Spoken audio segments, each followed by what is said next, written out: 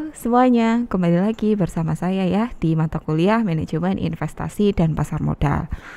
Pada kesempatan kali ini ya, saya akan membahas lebih lanjut ya terkait dengan materi ya, instrumen keuangan terutama instrumen investasi yang ada ya, yang dapat kita manfaatkan untuk kepentingan investasi. Nah, apa itu?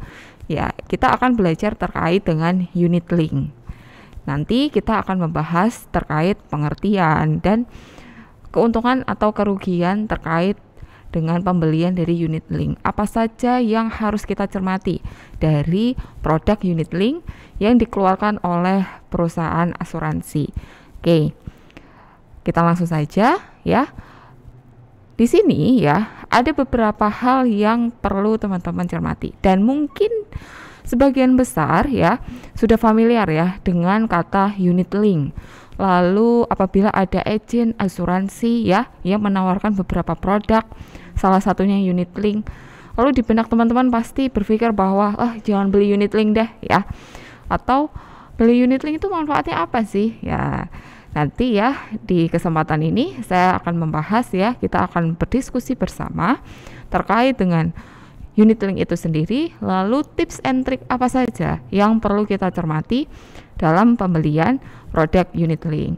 Namun sebelum itu ya, kita harus tahu dulu ya teman-teman terkait dengan sejarah ya. Sejarah unit link di Indonesia itu mulai tahun kapan? Oke.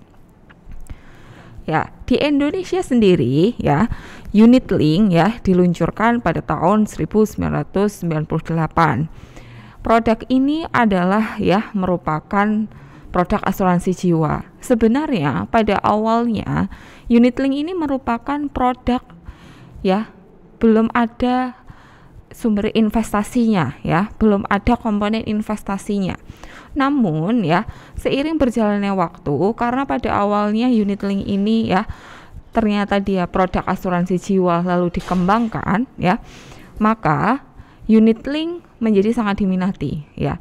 Pada awalnya memang sebatas asuransi jiwa, namun seiring berjalannya waktu ya, karena produk unit link kurang diminati dan ada perkembangan ya, ada ekspansi ya dalam unit link tersebut, maka unit link dapat diminati karena bukan unsur asuransi tapi melainkan unsur proteksinya. Jadi di sini ya, pada awalnya unit link di Indonesia memang dikenal sebagai produk asuransi jiwa. Namun ternyata kenapa nih ya? Kenapa penjualannya sangat lemah sekali pada awal mula diperkenalkan di Indonesia? Karena unit link tersebut hanya mengcover dari segi asuransi saja, belum dari segi investasi. Nah, seiring berjalannya waktu ya, para perusahaan asuransi, terutama agen asuransi berpikir nih, produk ini bisa diapakan ya agar penjualannya semakin meningkat, maka ditambahkanlah unsur investasinya ya untuk mendukung dan menopang penjualan atas produk ini, yang mana nantinya ya akan perusahaan asuransi ya akan tumbuh juga semakin pesat. Oke, kita sudah tahu nih ya sejarah lahirnya unit link di Indonesia itu mulai dari tahun kapan. Oke, sekarang unit link itu gabungan dari berapa sumber sih ya? Apakah satu jenis instrumen investasi saja ataukah lebih dari satu? Nah, pada dasarnya ya teman-teman, unit link ya merupakan gabungan ya, gabungan antara asuransi jiwa dan ada investasinya. Nah, kenapa kok ada dua? Nah, kita merilis kembali dari sejarah lahirnya ya, sejarah diperkenalkannya unit link di Indonesia. Di Indonesia pada dasarnya terdiri dari asuransi jiwa saja, karena ya adanya ya ketidaksesuai harapan ya dari produk ini, maka ditambahkanlah unsur yaitu salah satunya investasi. Maka sejak saat itulah unit link merupakan gabungan dari asuransi, terutama asuransi jiwa dan unsur investasinya. Nah, secara definisi ya merupakan kombinasi antara asuransi jiwa dan unsur investasinya. Nah, unit link ya merupakan perpaduan ya, di mana nanti teman-teman ketika memiliki produk unit link tersebut ya, tidak hanya sekedar berinvestasi saja. Namun di sini teman-teman sudah memikirkan risiko ke depannya itu seperti apa. Apakah bisa ya dicegah atau tidak? Dicegah dalam artian begini. Apabila terjadi sesuatu hal yang tidak diharapkan di masa yang akan datang, kita ya sebagai para muda-mudi ya, kita sudah mempersiapkan dengan cara apa? Oh, kita sudah membeli produk unit link misalnya, seperti itu ya. Jadi di satu sisi unit link memang secara fokus untuk asuransi jiwa. Ada juga yang berpikiran tentang fokus investasi saja. Nah, sekarang yang jadi pertanyaan adalah untuk kaum muda ya, unit link dengan proporsi berapa persenkah ya? Dalam berapa persenkah agar maksimal untuk para remaja ya. Nah, sekarang gini, sedikit tips dari saya bahwa ketika teman-teman ya yang menginjak usia 20 tahun sampai 30 tahun, masa produktif seperti itu, alangkah baiknya perbesarlah proporsi dari segi investasinya. Karena begini teman-teman, ketika teman-teman nanti ditawarkan produk unit link oleh para agent insurance ya, teman-teman di sini harus mencermati proporsi ya yang ditempatkan ya antara asuransi jiwa ataukah investasi ya. Berapa persenkah di asuransi, berapakah persen di investasi. Nah, ini sedikit tips ya untuk para remaja dan usia produktif. Nah, tempatkanlah ya persentase paling besar dari segi investasinya. Karena apa? Karena begini, di sini ya kita sebagai remaja ya baru gencar-gencarnya untuk menabung, dan memang betul ya tidak memungkiri bahwa ya di usia remaja kita sangat sedikit berpikir tentang asuransi jiwa. Nah, makanya di sini perbesarlah proporsi ya untuk investasi ya, dari segi investasinya. Nah, karena apa? Nanti di unit link ada dua pihak ya. Ada dua pihak yang mengatur uang kita. Nah, yang pertama yaitu manajer investasi, lalu yang kedua ada manajer asuransi. Nah, perbedaannya apa ini, Bu? Oke. Perbedaannya ya, kalau manajer investasi adalah mengelola dana kita ya. Dana kita ya yang disetor dalam bentuk produk unit link. Nanti kita akan mendapatkan polis, kita menyetor premi setiap bulan dan setiap tahun. Uang yang kita setorkan tersebut akan dikelola. Nah, maka dari itu ya kita harus memilih dulu sebelumnya proporsi dari investasi dan asuransi itu berapa. Nah, kalau kita memilih paling besar investasi, maka si manajer investasi ini akan berusaha keras untuk mengelola dana kita agar hasilnya maksimal. Nah, tugas dari manajer investasi adalah mengelola uang yang kita setorkan akan dibelikan produk investasi apa. Nah, di pertemuan sebelumnya kita sudah membahas ya teman-teman, ada saham, lalu ada reksadana pun kita juga ada alternatif, apakah dia di pasar uang ataukah di pasar saham, apakah di pasar obligasi. Nah, di sini nih tugas si manajer investasi untuk mengelola. Dan di sini tugas manajer investasi juga cukup berat. Karena apa? Tuntutan dari kita sebagai nasabah sudah memilih untuk memperbesar ya proporsi dari investasi. Maka si manajer investasi harus berpikir ya, ketika berinvestasi dia juga harus mempunyai knowledge tentang apa? Berita-berita terkini ya yang ada di Indonesia. Contoh di makroekonomi, pengaruh suku bunga bagaimana nih terhadap reksadana, contohnya seperti itu. Apakah berpeluang besar ataukah tidak? Nah, fenomena tersebut ya harus dikuasai oleh manajer investasi. Untuk apa? Untuk nantinya ya dana yang akan kita peroleh itu nanti juga besar. Itu contoh ya, dan tugas dari seorang manajer investasi. Sekarang kita beralih ke manajer asuransi. Nah, karena di produk unit link ada dua pihak ya, maka setelah kita tahu manajer investasi, nah manajer asuransi. Nah, manajer asuransi ini tugasnya apa, Bu? Ya, manajer asuransi ini ya bertugas ya tugasnya memang sangat cukup berat. Karena apa? Mengalokasikan dana kita ya untuk ya ditempatkan ke beberapa jenis asuransi ya, asuransi jiwa salah satunya. Karena apa? Nah, asuransi jiwa sendiri itu nanti terdiri dari beberapa macam. Dan di asuransi, nah nanti tugas dari manajer asuransi adalah mengelola. Apabila kita memilih contoh jasa layanan rumah sakit. Layanan rumah sakit dengan premi per bulan 1 juta, di mana ya saya ya sebagai nasabah memilih proporsi terbesar di investasi 70%, maka di asuransi 30%. Nah, 30% ini harus dimanfaatkan oleh manajer asuransi ya, agar nanti ya pelayanan ke nasabah kepada saya itu juga maksimal. Dengan cara apa?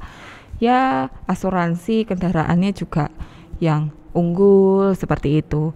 Lalu asuransi jiwa, contohnya pelayanan rumah sakit juga yang unggul ya, yang bisa tercover, contoh obat yang berkualitas baik. Nah, ini adalah contoh dari tugas si manajer asuransi. Nah, ya, ini terkait ya dua pihak.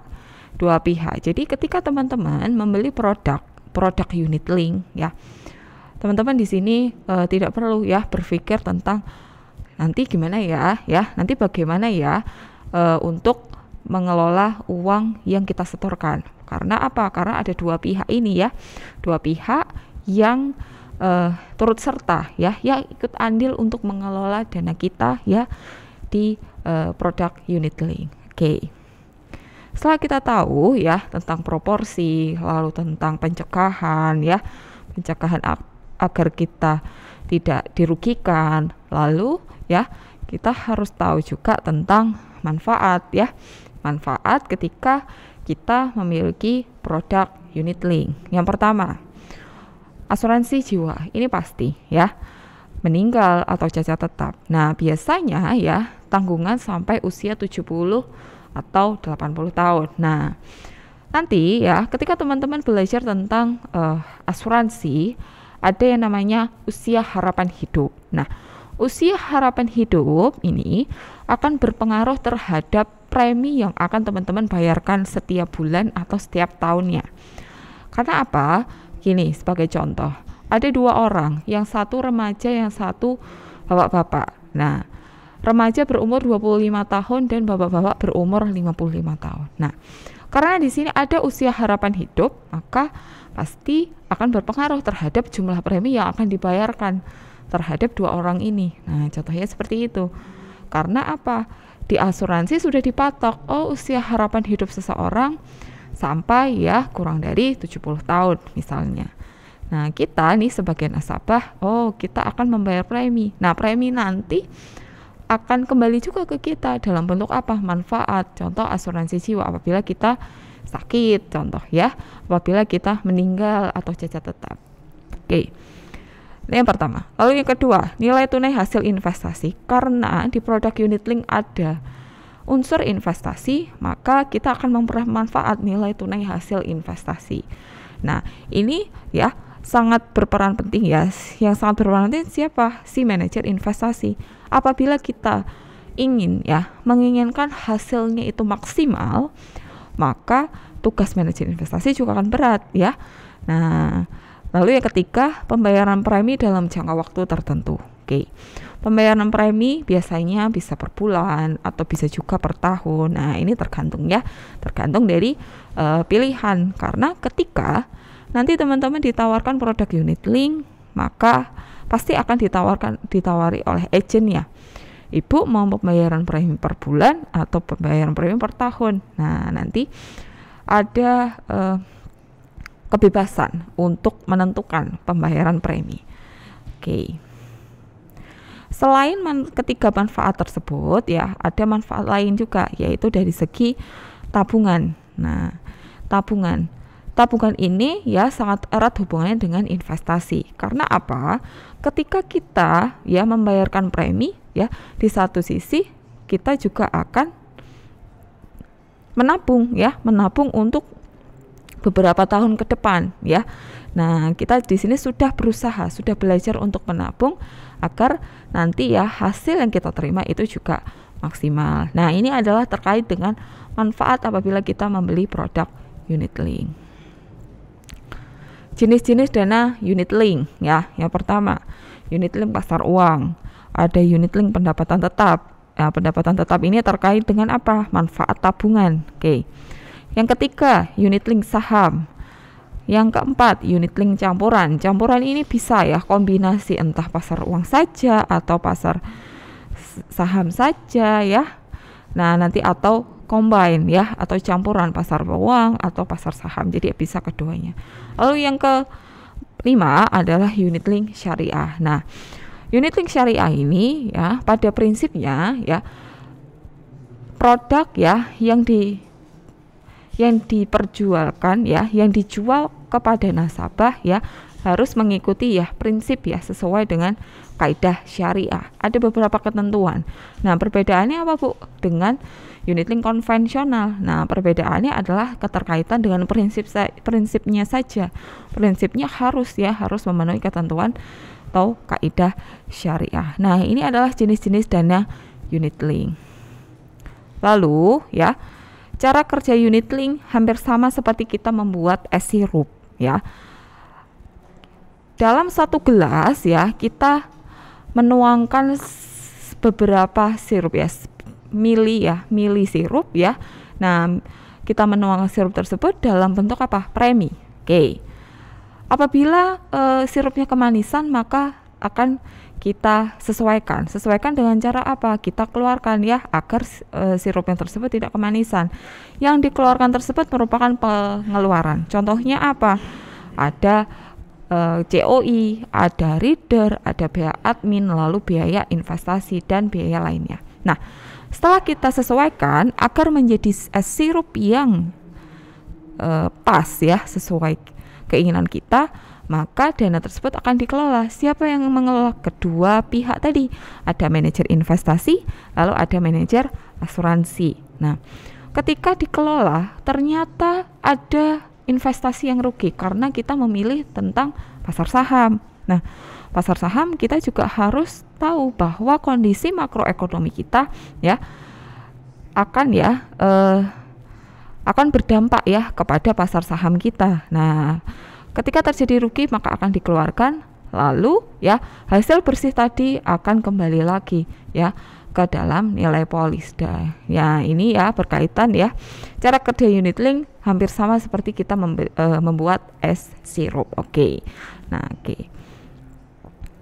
Nah, ini terkait premi ya. Premi ya sebagian untuk asuransi karena ini produknya terdiri dari gabungan dua hal, ada asuransi dan ada investasi. Sebagian ditempatkan pada reksadana ya. Premi unit link paling besar dibandingkan dengan asuransi biasa. Ya, karena apa? Karena unit link terdiri ya atau gabungan dari dua hal, yaitu asuransi jiwa dan investasi. Premi yang dibayarkan juga bergantung pada besarnya uang pertanggungan dan tingkat risiko nasabah. Tingkat risiko nasabah sangat berkaitan dengan usia harapan hidup. Oke ya, ini terkait premi. Lalu nanti ya kita di kelas akan membahas kasus ya, dan contoh soal. Oke. Nanti silahkan apabila ada pertanyaan ya disampaikan ya melalui WA group atau langsung ke kelas. Oke. Sekian ya dari saya terkait dengan unit link. Kita sambung di lain kesempatan. Terima kasih. Wassalamualaikum warahmatullahi wabarakatuh.